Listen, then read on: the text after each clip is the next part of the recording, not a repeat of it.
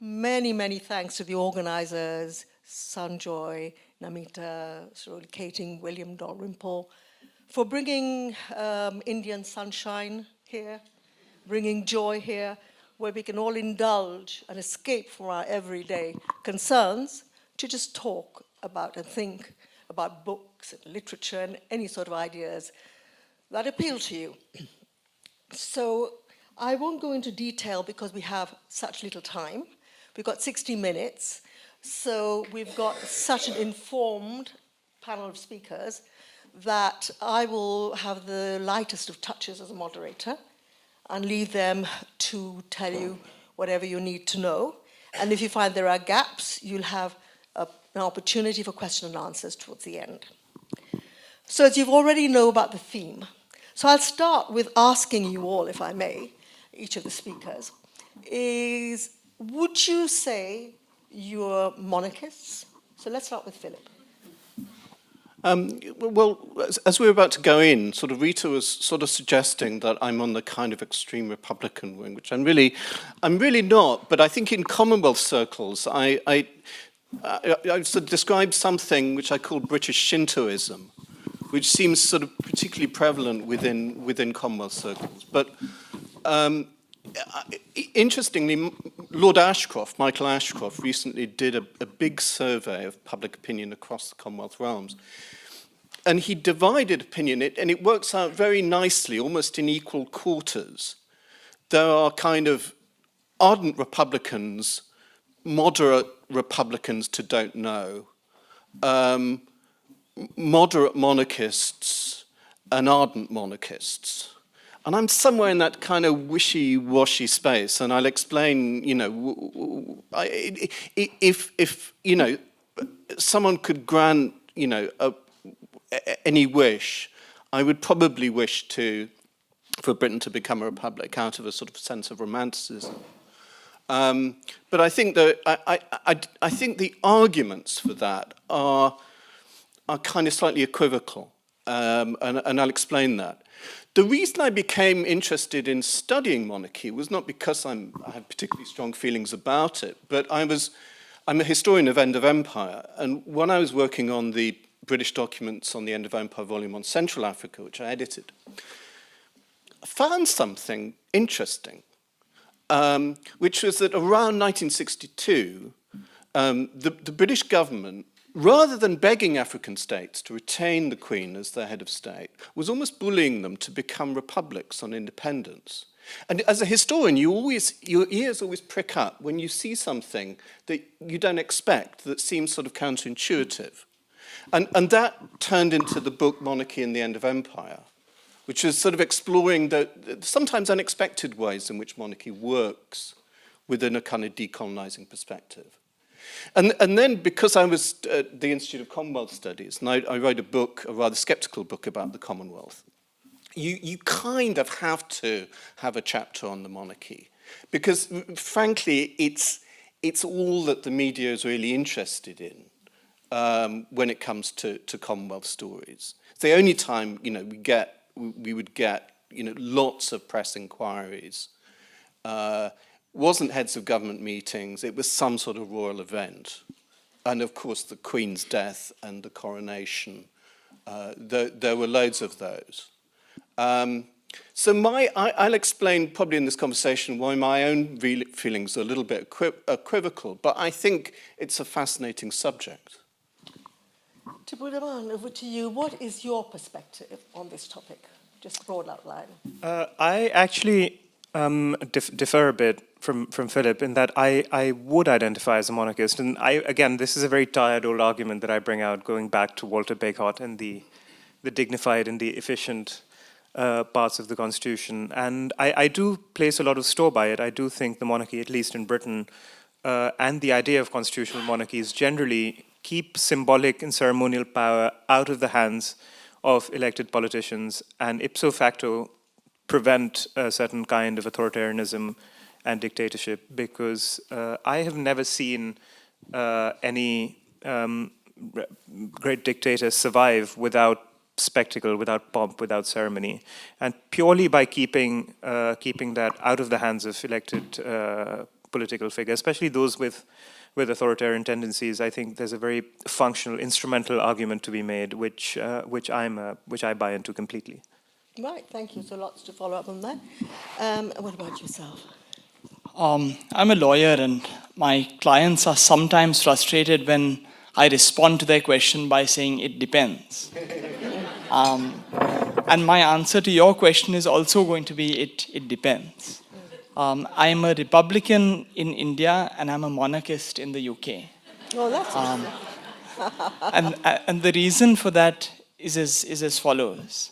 I don't think you can divorce the system of government that you have from the cultural and the political context. Now, superficially, of course, it sounds very attractive to say, well, of course, there should be an elected head of state. Why not? Why would you have a hereditary head of state? And I wouldn't for a moment suggest that any new state that has just come into being or is coming into being and is making its own constitution on a blank slate should put into place a hereditary monarch. That would be ridiculous. So that isn't my view. Now, it's easier in situations where there is a big bang moment of constitutional change to wipe the slate clean, to divorce yourself from a monarchy, and to say, well, I am going to establish an elected head of state in this situation. That is much more difficult to do in a state such as Britain, which has not seen a big bang moment of constitutional revolution, arguably ever, but in any event, not for the last 350 years, going back to 1688. And that really makes you beg the question that if we do want to set something up in place of the monarchy, what is it and how do we do it? Really the devil is in the detail. It gives rise to very, very difficult questions. For example, if you do have, number one, do you need a head of state at all? If not, who performs even if ceremonial, the functions that are currently performed by the monarch? If you get past that and say, well, let's have a head of state, should they or should they not be elected? I assume your answer to that will be that they should be elected, because why replace the monarchy at all? If they're elected, who are they elected by? No obvious answer to that question. Should they be directly elected? Should they be indirectly elected? And the most difficult question that I find is that who makes the decision about all of these questions? Who is the one that decides? Is it Parliament that makes the decision, or is it the people through some form of referendum that makes these decisions? And ultimately where I land on all of this is, and we can explore this a bit more, is that if it isn't broken sufficiently, if it's unbroken or if it's slightly broken, then let's not try and fix it. Let's just stick with what we have. Thank you. So before we proceed, I think you've all set out your points very clearly. We just know what sort of strands there are for everyone to pick up on. In the audience, just to find a little bit from you, do you want to raise your hands and say how many are pro-monarchists? And can I assume the rest are anti or are rest neutral? Depends. And I think very much, this is what, doing all my research, that also struck me. Everything depends on the figure and the personality and the role they play. Now, it's quite interesting because when I went to the post office today, there's a young Nepalese guy who serves there. And I asked him, I said, what do you think about a monarchy? Because we know they've had all sorts of issues with the monarchy in Nepal. I said, we like the monarchy back again. He says, because there was respect and dignity for our country. And he said, now no one knows, no one cares. So that's quite an interesting angle. So I guess if you have to talk about a monarchy that's popular, that's functioning, it makes sense that I would say probably Britain is the most established. But for how long? Hopefully you'll tell us how long you think this will last. So I'll ask each of you. So Chintan, how surprised were you at the worldwide interest in the funeral of Queen Elizabeth II? Would you agree with those who say that during the course of her 7 decades on the throne, she became the global ideal of a monarch? One American journalist actually told me, he said, that because of her, a considerable number of Americans wish they had a monarchy. So I, for my part, wasn't particularly surprised by the level of interest in her funeral and all of the ceremony around that. There has been global interest in the monarchy for quite a long time, and I expect it to continue. You have serials such as The Crown on Netflix, which have very high viewership ratings, which are an example of that. And I think part of the reason for that is that the media and the public generally is more interested in personalities than institutions. I think that's one of the reasons for which larger than life personalities, including, I would very much include the Queen in that conversation, Queen Elizabeth II in that conversation. But also, for example, the likes of Donald Trump. Who would have thought that I would have mentioned both of their names in the same sentence? But also Donald Trump captures so much of the popular narrative and the public imagination. There's also another angle to this, which is that I think we sometimes incorrectly assume that the monarchy is a neutral actor in all of this. That they just stand by while the media comes over to Buckingham Palace, stands outside and takes photographs.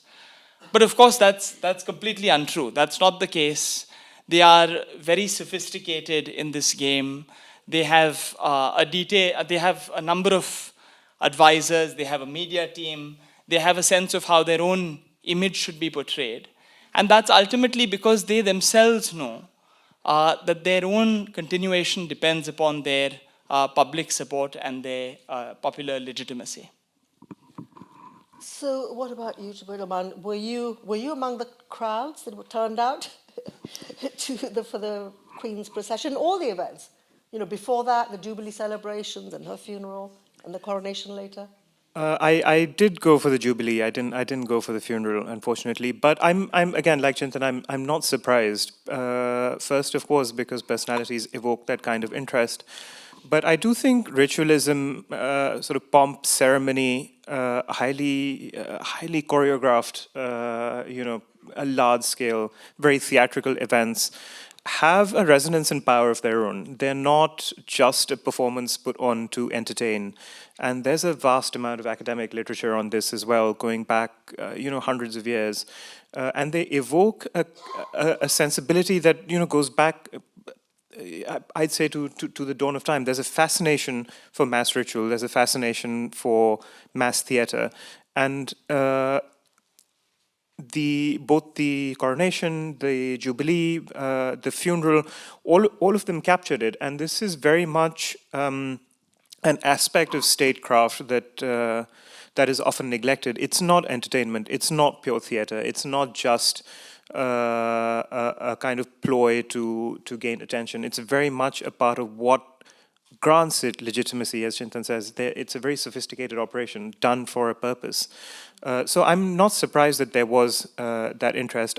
What I am surprised by is just how many people see it as just pure, depoliticized, theatrical performance there for no other purpose than entertainment. It's very much more than entertainment. Philip, would you agree that really, as they see it, the royal family and all their activities are actually income earners, promoting the government's soft power? I think you said that in your book, actually. So what was your view on the huge turnout, people flying in from Australia, America, Canada? I'll tell you just a personal story on that day, because the news outlets were starting to dust down their obituaries programs in the days before. And I spent the whole morning that day doing a kind of an interview, about 2 hours of interview, for what was going to be a kind of an obituary documentary. Still, thinking it might be months or years away. And then about midday, someone took a call, and it's from the BBC, and they were saying BBC is going into sort of funeral mode, something's up. And then, of course, the kind of all the sort of the news inquiries hit. And, what what was it, sort of late afternoon, early evening, the news was confirmed. And I was kind of, again, it's where you sort of situate yourself. You know, I'd studied this, I'd seen her in action on, you know, in Commonwealth affairs, but I didn't feel anything. I mean, I thought, okay. And yet there were all of these sort of people queuing up around London to be there at her, you know, to pay tribute to her. And you see that there's a kind of a, you know, British opinion is divided on the monarchy, and probably I'm sort of, and it's divided by age very much, like so many other things. Again, Ashcroft's poll, about 34% of people under the age of 24 thought there should be a republic, only 14% over 65. And the over 65s, about 75% supported constitutional monarchy. In the younger group, by far the biggest category, and that's maybe why Rita's straw poll didn't work as well as it might have done, the biggest category was don't knows. And again, at the coronation, there was polling that about 68% of the population, British population, didn't, you know, just basically weren't very interested in it. So here's the problem with the monarchy. In some respects, Queen Elizabeth was the perfect constitutional monarch. She was temperamentally very well suited to all of the boring, repetitive work involved, turning up, doing things that aren't terribly interesting again and again and again, being very discreet, being a sounding board, not feeling the need to kind of sound off in public. Sort of 95% perfect. And it might be sort of churlish to mention the 5% that wasn't.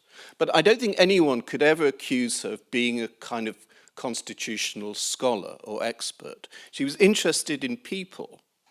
But when her position was really tested in August 2019, Boris Johnson rang her up, rang the palace up, and asked for a dissolution of Parliament.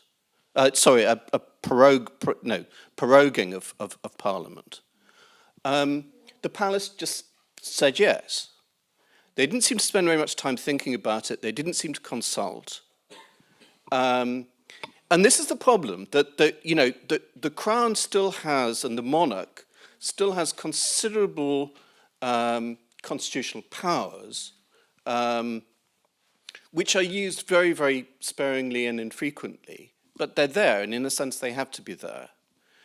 And I think the palace doesn't feel sometimes it has the legitimacy, and that's partly because of the way in which public opinion has shifted over the last 70 years, to exercise that power effectively.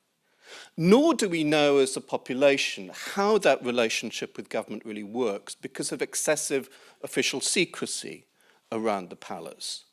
I used to work on the intelligence service, which became a bit boring when it started to release all its papers. So I went to a really secretive organisation, which is the British royal family, which, you know, which has crazy censorship, which is exempt from the Freedom of Information Act. And so we don't know enough about our own constitution, and we haven't had a proper debate about it, partly because she's been there for so long, and, you know, because of that, the papers haven't been released. So I think there are problems there, you know, even if you might be broadly supportive of the role that she played, or indeed of constitutional monarchy. It's interesting you say that they were secretive, but another way to look at it would be, of course, that do you think it's the mystique that they've created has maintained the support, public support for the royal family, compared to, say, somewhere in Denmark, where everyone goes cycling around the Danish royal family. So, you know, someone could be next to you in the traffic light and you don't know if they belong to the royal family. So do you think that is its strength? I mean, I don't know. I think it's in fact both of the things that Philip referred to. When it comes to the public, it's of course, it's the stardust, it's the glamour, it's the mystique, it's the sensation and the controversy. I mean, the public loves the controversy and laps it up. So that's one side of the equation. The other side of the equation, though, is of course those in actual political power. And I suspect, and very strongly suspect, without having discussed this with any of them directly, that they quite like the fact that the monarch doesn't have real political power. That the monarch will essentially sign off on what they ask to be signed off. I mean, in theory, for example, every bill that goes through Parliament requires the royal assent. So in theory, the monarch has a veto power over any legislation that is enacted by Parliament. Now, the exercise of that veto has just simply not been seen as legitimate, and the last time that it was exercised was, I think, in the 18th century in 1708. And that's an example of that, isn't it? Because if we were to move to something different, right, we would move presumably to a system where the head of state would be elected. Are we really suggesting that the head of state would have no power in the same way that the monarch does? Of course not. The very fact that the idea is that the head of state would be elected would, I think, necessarily mean that the head of state would have more power than the monarch does. I don't think that the politicians would like that very much. Compare that, for example, compare the powers that exist with the President of India, with the powers that exist with the monarch in the UK. The President of India, although seen as a rubber stamp, has far more extensive political powers.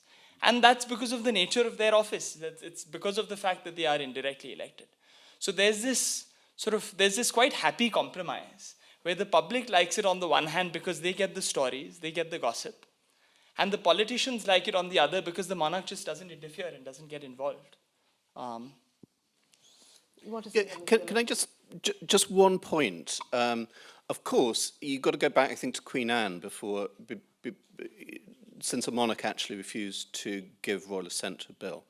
But the palace is given sight of bills that will affect its interests in particular ways, largely around kind of property issues, while the bill is sort of passing through the parliamentary process. And we know, again, despite excessive official secrecy, that at times the palace has moulded that legislation so that its interests won't be affected. And perhaps most shamefully, in the late 60s, over exempting itself from the Race Relations Bill, over its employment practices. So the fact that it doesn't formally refuse royal assent to bills doesn't mean that it isn't still quite powerful and influential in certain areas. Excellent. Do you want to add anything? No, I just wanted to make a quick point on the question of secrecy. I mean, if anything, the elected government in India is infinitely more secretive than the British royal family. So I don't think there's anything theoretically wrong with a bit of secrecy.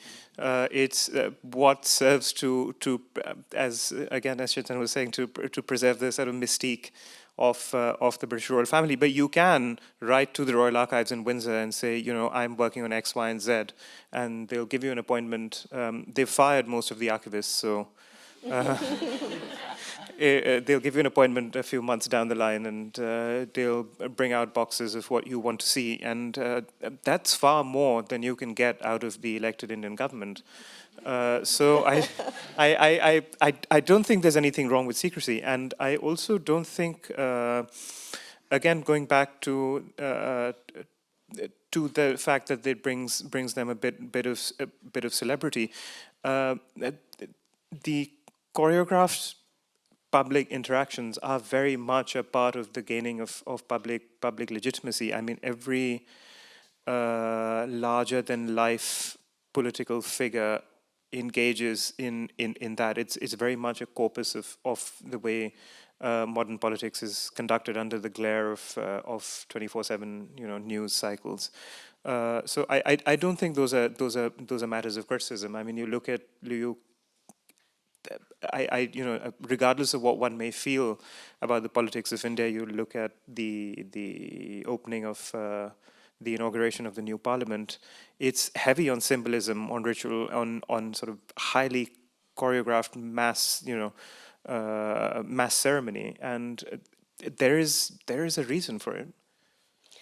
Before we move on to the next, of course, you want to say something, of course. Yeah. Just to come back to a point that Philip was making, I draw a distinction between power and influence. And I think that although the monarchy in the UK doesn't have political power, it does have influence, for example, in the way in which it shapes legislation. In contrast, the President of India has both power, outright political power, as well as influence. And let me give you an example of that. One of the situations in which the President of India can play a very powerful role is if the election returns an uncertain result, where there is no clear majority, there are a number of parties that have a certain number of seats. It is part of the role of the President to get involved and to identify which faction or which bloc is in a position to form the government. Now, there was some ambiguity about what the monarch's role would be in that situation. And some people did, in fact, wonder, does the monarch actually have power? So in other words, if the two major political parties both turned up with a large number of seats, but did not cross the majority mark, could the monarch actually directly engage in negotiations or discussions with them to identify who could form the government? And there was a cabinet manual that was published. I can't remember when. Philip, you might remember. It's 2010. 2010, yes. Few years ago, which made it categorical that the monarch is not to intervene in such discussions. And such discussions are to occur in parallel. Civil servants may be involved, but the ultimate decision, as it were, is to be handed to the monarch on a platter. And so that's the small distinction that I make between the exercise of power and the exercise of influence. Thank you. Now, just a few facts to throw at you, and then before we continue and move on now to the situation in India. So in the most recent Democracy Index, and I don't know how recent, I think about 2 years ago, compiled by the Economist Intelligence Unit, 6 out of the top 10 democracies and 9 of the top 15 in the world were monarchies. They include 6 European monarchies: Norway, Sweden, Denmark, the Netherlands, Luxembourg, and the UK. You could correct me because you're the more expert than me. And then there was also the argument that constitutional monarchies are undoubtedly the most popular form of royal leadership in the modern era, making up close to 70% of all monarchies. This situation allows for democratically elected governments to rule the country, while, as you've already pointed out, the monarch performs ceremonial duties. So most monarchs are hereditary, inheriting their position by luck or their birth. So having said all that, do you think that ultimately, say, in Britain, the monarch really depends on public support? You did say that even if public support wanes, then how do you transition and turn to a republic? But do you think that naturally in Britain, when you don't have the Queen any longer and King Charles has been a bit more interventionist than most others, do you think naturally in the 10, 20, 30 years, support will die away for the British monarchy? Where should we start? Well, I mean, there's always this fallacy that young people are more radical than older people, therefore conservative movements will disappear eventually, and it never happens because young people become older people and their views, their views change. But I mean, what you're absolutely right to say is that there's nothing incompatible between constitutional monarchy and modern democracy. I mean, sovereignty has to reside somewhere. And, if it doesn't reside with an executive president, then, you basically have either a constitutional monarch or a president with reserve powers. And it's a fairly similar system. And, you know, you look at what's the American case where you do have an executive president, but so many checks and balances that recent presidents like Obama and now Biden have been made virtually impotent by those checks and balances.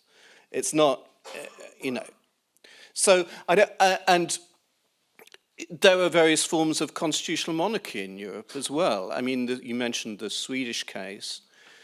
There's some debate about whether Sweden really is a proper constitutional monarchy, because in 1974, the constitution removed all powers from the monarchy.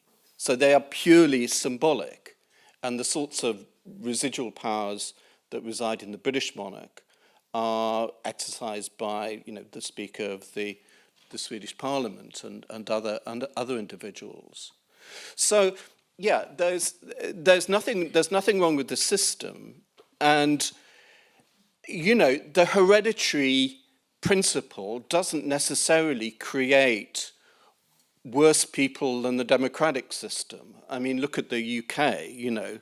The Prime Minister's predecessor was by far the worst Prime Minister we've ever had. Her predecessor was the second worst. And his predecessor has a pretty good claim to be the third worst Prime Minister ever. Whereas Queen Elizabeth was exemplary. And I think Charles is actually settling down, partly because he's been blessed by these awful politicians around him, settling down far better than many people would have expected. There's also the argument that we've covered that, of course, in times of political turmoil, monarchies have maintained stability, as we heard from the Nepalese guy at the post office. But there are examples when there's been turmoil, say in Spain and in Japan, and even Thailand. That was, of course, the King Bhumibol was the one who really kept stability. When it helped to have a figure like that who could calm things down. But do you think that's just a side benefit of a monarchy, or do you think this is why the monarchy should be retained to some extent, some form? I think it depends on what we mean by stability. I don't think that the British monarchy as it exists today is in a position to solve a political crisis if one arises. I know that that's the expectation among certain quarters, but I just don't see it happening. And the best example of this is the example which Philip has already given you, which is the prorogation of Parliament. And it wasn't the monarchy that solved the crisis. It was, in fact, the courts that did it. And I would expect that as and when crises such as those arise, there will be institutions that do ultimately solve it, but it's extremely unlikely to be the monarchy. Now, coming back to this point about public legitimacy, let's also keep in mind the fact that the monarchy itself hasn't remained static over the centuries. I mean, it's changed considerably over the last 200 years. It's changed quite substantially even in the last 20 years. And, you know, one example of this, for example, is the manner of succession. Until not so long ago, it was, as it was called, male preference primogeniture, i.e. sons take precedence. That's now changed in line with changing social mores. I mean, it has arguably happened far too late, should have happened maybe 50 years ago, but it has happened today. Similarly, the monarchy until not so long ago was seen as, I mean, the monarch is still the supreme governor of the Church of England, but the monarchy was seen as a Christian institution. But I don't think that's any longer the case. I mean, the monarchy does very much make it one of their focuses to speak about religious diversity, to attend various events at a variety of different religious institutions, to reflect what the composition of modern Britain is. Now to move away from Britain, there were officially 565 princely states when India and Pakistan became independent in 1947. How do you think India dealt with the dissolution of princely states? Because it seems to be much more orderly than one might have expected. So this is, you've actually specialized and written about this, Tripurdaman. Yes, the problem for the Indian princes, of course, was that they were very tiny and generally very unstable monarchies. They were never really designed or thought up as monarchies in the sense that the British thought of them. That was just a lot of them came to be through completely random acts of British officials who oftentimes couldn't distinguish between collection of rent and collection of revenue, and sometimes just also as matters of rewards. I mean, there were princely states being created. I think the last one was created in the just before World War I, which was Benares. It was literally a kind of large landholding elevated to princely status. So the princely states occupied a rather nebulous zone as far as sovereignty was concerned anyway. But the transition, of course, was easy for the simple reason that they missed the boat as to where their constitutional position lay. I don't think many people are aware, but much before constitutionalism kind of came into vogue in India, the first demand for a written codified constitution came very early in the 1900s from the princes themselves, who wanted a legal status in the Indian subcontinent, because till then they had literally no legal status vis-a-vis British India. But when they were finally offered a substantive political position in the 1930s with the federal system, most of them balked at it because they'd become by that point not purely theatrical, but in a sense sequestered from wider political currents, and a lot of them just could not realize or could not come to terms with the fact that the only way for monarchy to survive in the 20th century was to adopt something along the lines of what happened in Britain, which is to grant the principle of responsible government. And because they hadn't done it, a lot of them lacked both the popular legitimacy but also the pure, ability to survive in what was coming to be a very large, very centralized state structure. There was no way for small islands of autocracy to survive in a large democratic structure, and I think it would be an impossibility anywhere. Is this a view you share, Chintan? Yes, I will add a single nugget to it, which is that the one thing which I think was regrettable, which occurred, of course, after the settlements with the various princely states were reached, was the abolition of privy purses in India. And what happened essentially was that part of the bargain that was entered into with the princely states was that if you accede to India, we will give you a certain sum of money in order for you to maintain yourself and your lifestyle. And whether or not you like that agreement, I mean, whether you like that agreement is a different question. Whether or not you like that agreement, I think it was the responsibility of the Indian state to respect that agreement. There's a Latin phrase that's often used in international law called pacta sunt servanda, which broadly speaking translates to having to respect agreements that are made between sovereign states. And I don't see that as being any different. And at least judged by today's modern standards, if two states enter into an agreement, for example, that relates to a ceasefire, that draws a boundary, and one state seeks to unilaterally withdraw from it, we wouldn't look upon that particularly generously. So I don't see why this should be any different. Now, would you say that, say, in Rajasthan, some of the princely states there, their value is very much as in Britain, that they attract tourists, income, hospitality industry, and so on? So do you think this is, again, one argument to say just leave them be? I don't think tourism and hospitality constitute a very good argument, to be honest, neither in Britain nor in the sense in Rajasthan. And even in Rajasthan, I don't think people go that much to see the figures of the ex-princes as to, enjoy the palaces and the game reserves. And I don't think the symbolic figure of the prince, bejeweled, turbaned, as used by Air India or as preferred by the British in their darbars, etc. It certainly evokes a certain fascination. And again, going back to what happened with the Indian Parliament, there is a political value of that sort of ceremony, but I don't think that constitutes a good argument. The Indian princes have already been de-recognized. There's nothing very much apart from the fact that they're still left with their palaces and some of their properties. There's nothing really left to break anymore. So even if one were to make an argument, I think the argument would then come from a more progressive side of perhaps of social justice or something, but certainly not.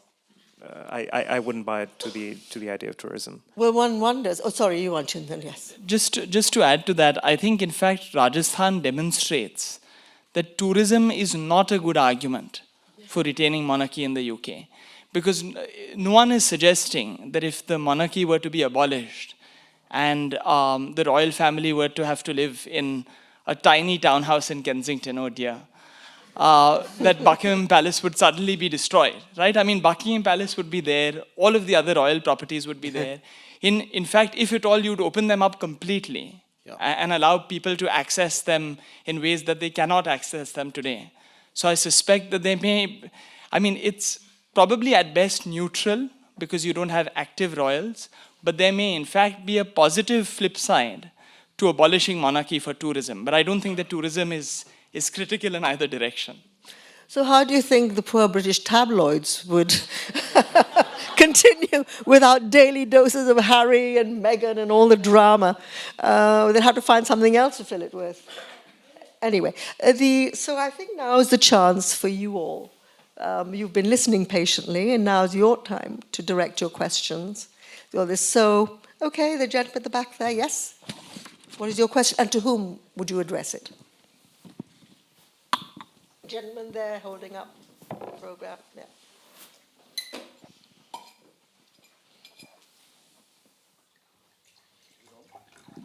Yeah, it's a question for the whole panel, actually. Surely one of the problems of abolishing the monarchy is that the monarch is actually appointed by God. And therefore, the only person who can actually suggest that we abolish it is God. I mean, Charles was actually anointed in church by God. Is that not right? Well, so come on, all of you, challenge. I think on, as they say on Father Ted, that's an ecumenical question. Thank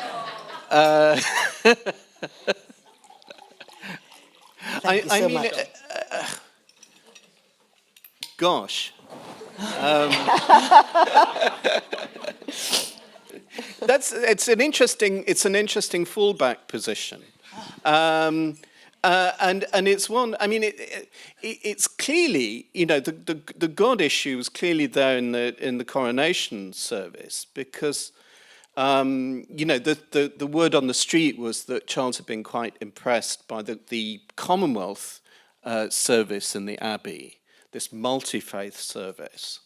And there's always been a bit of argy-bargy around that between the Commonwealth Secretariat and the Church of England. Church of England, on the whole, not liking the multi-faith bit as much as the Commonwealth did. So there were kind of, there were clearly sort of some negotiations going on over the coronation about the degree to which you could turn it from an anointing, and you're right. I mean, this is the most ancient. The anointing element goes right back to the Anglo-Saxon kings. There's been a lot of invention of tradition around coronation services, but that sacral element goes right back to the sort of 7th, 8th centuries, and it clearly, it matters a great deal to the Church of England. Except, again, there was a sort of an interesting hitch in the coronation service, we were all supposed to, from our television screens, give an act of homage to the king. And when social media erupted in indignation over that, with about 24 hours to go, was one of the Dimblebees appeared on the radio and basically threw the Archbishop of Canterbury under a bus and sort of blamed Justin Welby for this idea and suggested it was because of Welby's evangelical inclinations. So yeah, I mean, I think it's an interesting point, Tripurdaman. Well, there you are. God, constitution, monarchs, a lot to be coping with. Yeah, to be honest, I've always, from everything that I've read, I've come to the conclusion that the idea of the divine right to rule is very much a European or Anglo tradition. It wasn't really seen, despite the fact that monarchs have traditionally had a very close relationship with faith, with religion, with religious institutions. And as Philip said, it's a good fallback option. But I personally, since I think ecclesiastical matters are best left to those with a closer relationship with God, I'd pass on that question.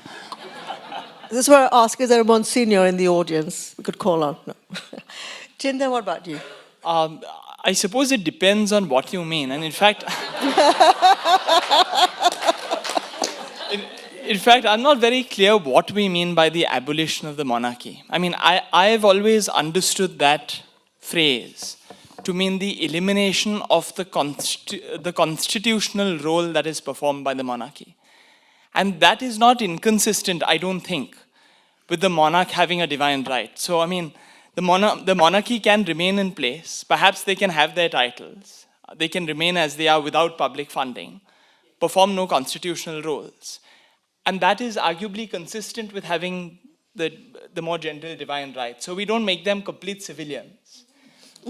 Equally, we deny them of or deprive them of their constitutional status. Any other questions? Okay. So one, and then two, and there's one more there. Okay, and then one more there. Okay, go ahead. Come on, John.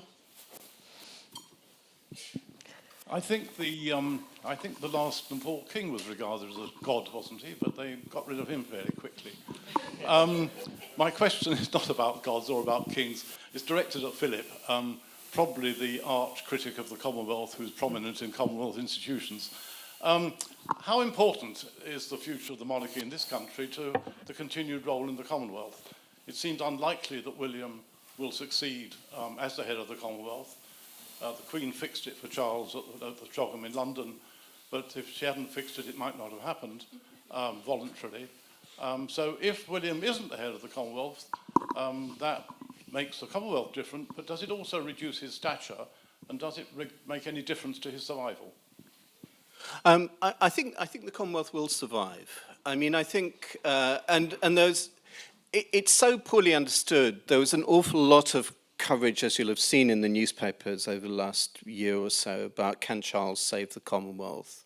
The Commonwealth is dissolving. It's not dissolving. I mean, particularly in the Caribbean, there's a sort of a wave of republicanism that's been revived, with Barbados becoming a republic in 2021. But the palace, to its credit, has always been completely consistent on this, or at least for the last 60 years or so. It said it's entirely up to those countries whether they become republics or not, and so long as they do it by constitutional means. But what matters is that they remain in the Commonwealth. And the Commonwealth is in no danger of fracturing. Indeed, it grew by 2 extra members, Togo and Gabon, last year. The problem for the and we are now back with a cliff edge in the way that we were before 2018, when it was decided that Charles would become the next head. That if Charles died tomorrow, there is no successor, and as you say, William has sort of suggested that he certainly doesn't assume that he would be the next head, and he might not be. I think if there wasn't a royal head, from the point of view of the British press, the Commonwealth would lose almost all of its interest and newsworthiness. I don't think there's been a sort of a Commonwealth-generated news story in the last 25 years or so, a genuine political story that hasn't been to do with the monarchy in some senses. But the Commonwealth itself will continue, I think, in the way that, you know, often international organisations that have outlived their purpose do sort of endure. Do you have concerns about the future of the Commonwealth? I'd agree with Philip. It will endure in some form or another. Its utility is open to question now. I think that questioning is only going to grow more strident. Interestingly, there had been, when the modern Commonwealth was formed in 1949, there had been a very strong Indian attempt to recast its bases from a shared sort of allegiance to the British Crown, which is what it used to be at that point, to something that would allow for, you know, shared mobility and so on and so forth, or at least a reciprocal arrangements of movement, of migration, which interestingly were not shot down by the British, but actually a lot of the resistance came from, you know, the Canadians and the South Africans, who were outraged by the idea that Indians would have to be treated on par with, and the Australians on par with what then used to be the white dominions. And so unless a new kind of shared purpose, which something like this would have been then and could still be, is found, and I think with enough political will, it could be, but I'm not terribly optimistic. Chintan, what do you think the reaction might be if, say, India were to take over as head of the Commonwealth? Do you think that would strengthen the Commonwealth, or would it speed up its disintegration? I think that the reaction would be decidedly mixed. I think it will reduce press and the media interest in the Commonwealth. Because as Philip says, the media interest arises primarily because of the head of the Commonwealth being a member of the royal family. I mean, to me, the Commonwealth has always been about values rather than anything else. And in fact, this is a debate that occurred in India at the time that India was deciding whether or not to become a member of the Commonwealth. It wasn't a foregone conclusion that India would join. Nehru was very much in favor, but there were several members of his own party, Shibban Lal Saxena being an example, who weren't in favor of the idea of joining the Commonwealth. And their principal argument was that will we, by joining this body of nations, as it were, be endorsing the value that are espoused by some of those nations, including apartheid and racial discrimination? I'm sorry, I don't think we'll be able to have time for more questions. One last question. One last question. Okay, lovely. So who's going to be the winner of the last question? Okay, lovely. You've decided. Thank you. Thank you. Thank you. Thank you for the session. It was really, really interesting. So my question was about a discussion that happened a while ago about how predominantly democratic countries provoke radicalism, and how sort of the monarchy sort of holds both ends together and promotes sort of more neutral perspective. What do you think about this? Yes. So that isn't my view. My view is that the monarchy, at least in this country, is not capable of resolving a political crisis. It's very much a historical accident, but it's a historical accident that leaves us in the position that we are. And the question that I ask myself is there anything we should do about it, and is there anything we need to do about it? And the answer that I usually come to is no. It's working okay. It's not the best system that can exist. It's not the ideal type, but as I said, the system is not broken, so let's not try and fix it. Anybody want to say? Quick final. In Britain, the attempts at radicalism have generally not been very productive, in my opinion. So I would, I would stay with Chintan. What isn't broken doesn't really need to be fixed. I mean, I think a constitutional monarch as long lived as Queen Elizabeth II can shape the political landscape in a very subtle way, like a sort of a glacier shapes a landscape. So gradually you don't even notice it. And she certainly, she put the Commonwealth at the centre of, of sort of Britain's international position for her, and presented the Commonwealth as a sort of a general good. But also, and I think Charles is doing this as well, and I think it's a good thing. I think the palace has been very keen to to foster the sense of the Commonwealth at home, of the diaspora populations in the UK, and that they're valued. And that was a really interesting thing about the coronation, that you had prominent roles given to people like Baroness Amos, Baroness Benjamin, a real sense that, we are a kind of multi-faith, multicultural society. And, given some of the things that government ministers have been saying recently, I think that's probably a good thing. Thank you. We have 1 minute left, so one last question from the legend, Usha. Hi, my name is Usha Uthup, and I'm not sure how many people over here have really come from India, whether most of you are from here and elsewhere. I have one, I know it depends on many things, but I just want to ask you, I'm so pleased with your last thing, saying something good about the monarchy, and considering I come from India, and I'm a very, very, proud citizen of India, and gone through a lot of history as well, and do you really think that everything was just a drama? Or do any of you think there was so much of drama and there was so much?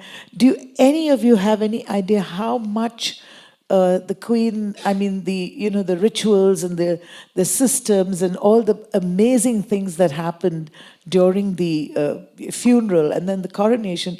I wonder how many people really know that we didn't think of it as so much of drama, really. And do you think there could be, that's just a question to all of you, do you think that sometimes there could be something which rises far above just monarchy and constitution and the Commonwealth? Could it be something to do with the fact that, she was humane, she was woman, she was strong, she gave a beautiful message to the whole world, and the UK, basically, the systems and all the gorgeous things that happen. I'm sorry I sound like a part of entertainment, but I am. So yes, I'm a singer, and I do believe that some of the things that came out of it, most of the things that came out of it was really, really positive. So very briefly to end, that's a perfect note to end on, thank you. Last comments from each? Well, I think the way in which she was viewed changed over time. I mean, when she was young, there was a sort of glamorous new monarchy. By the sort of 60s, 70s, she seemed a little bit passé. But actually, in the last 20 years, even borderline Republicans like me have felt the same. This is an extraordinary achievement, and think of the people she's known and seen and what she's done. And I think there was a great deal of admiration for her. That's absolutely true. Thank you. Last word? No, I'd agree. They were. It was moving. It was. It was an extraordinary achievement, and even historically, as Philip said, the multi-faith services, etc. Even historically, the British monarchy has been, in that sense, ahead of the curve from the elected politicians, much more keen to embrace black and brown people of the empire than the elected politicians were. So I do think there's a lot of force in what you said. You think it's entertainment, as I've been I am at the risk of repeating myself, it's much, much more than entertainment as well. Literally, last word, 2 words? I'll end with a different lawyerism, which is that one of Lord Bingham's most famous judgments had just 2 words in it, which were I agree.